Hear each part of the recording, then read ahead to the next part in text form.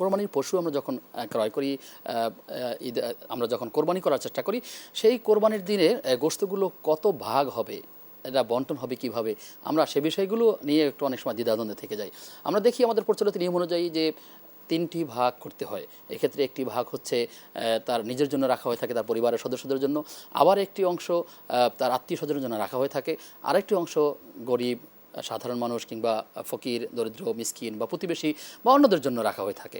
কিন্তু আসলে এই ভাগটি জরুরি কিনা এবং সেটা সমান ভাগই করতে হবে কিনা, নাকি কম বেশি করা যাবে, এক্ষেত্রে মৌলিক নীতিমালা হলো যে আসলে যদি বেশি মানুষকে সম্পৃক্ত করার জন্য চিন্তা করি, আমাকে মনে রাখতে হবে আমি পরিবারের সদস্য যদি কম হয়ে থাকে তাহলে এটা আমি নিজেরা কম রাখতে পারি, এবং আমার যদি আত্মীয় স্বজন বেশি হয়ে থাকে তাহলে আমি আত্মীয় অংশটা বেশি দিতে পারি।